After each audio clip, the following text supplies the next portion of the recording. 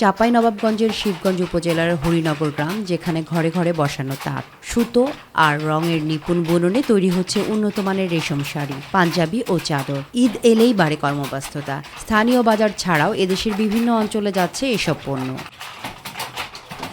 প্রায় ৫ শতাধিক পরিবারের ১,০০০ থেকে ১,২০০ মানুষ জড়িত এই শিল্পে। কিছু কিছু ক্ষেত্রে প্রযুক্তির ছোঁয়া লাগলেও বাড়েনি আয়। আধুনিক যন্ত্রপাতি, দক্ষ প্রশিক্ষণ ও পর্যাপ্ত বিনিয়োগের অভাবে উৎপাদন বাড়ানো এবং ন্যায্য মূল্য নিশ্চিত করা কঠিন হয়ে পড়ছে। চায়না যদি অফ করে দেয় এই শিল্পটাকে, দিয়ে অফ করে দেয়, তো অনেক সময় হতে পারে কি আমাদের লেবারগুলা বাদ হয়ে যাবে, আমাদের শিল্পটা নষ্ট হয়ে যাবে।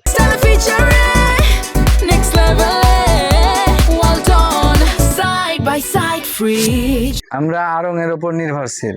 আড়ং যদি আমাদের কাছ থেকে কাপড় না নিত, তাহলে আমাদের শিল্পটাকে আমরা বাঁচিয়ে রাখতে পারতাম না। ৫-৬ গজ করে দিনে বোনা যায়, এই করে ধরেন যে কোনো রকম আমাদের সংসারটা যায়। সুতা ডিগাম করা লাগে, ফের বাগানে যেয়ে ফের কাজ করা লাগে, আবার তাঁতে ওঠার সময়তে আবার ২-১ দিন বসে থাকা লাগে, সানা বোয়া করা লাগে। আশা করি আমাদের যদি এই গছগুলো আমাদের তাঁত শিল্পের যে মজুরিটা, এটা মোটামুটি ১০০ বা ১১০ হলে আমাদের আল্লাহ দিবে দিন ভালোভাবে কাটবে।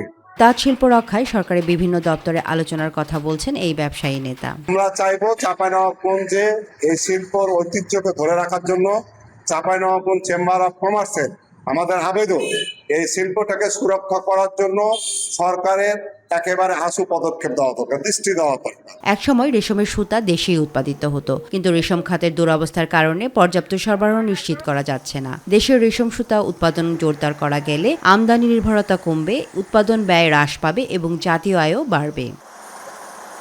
তামান্না সাদিকা, মাই টিভি।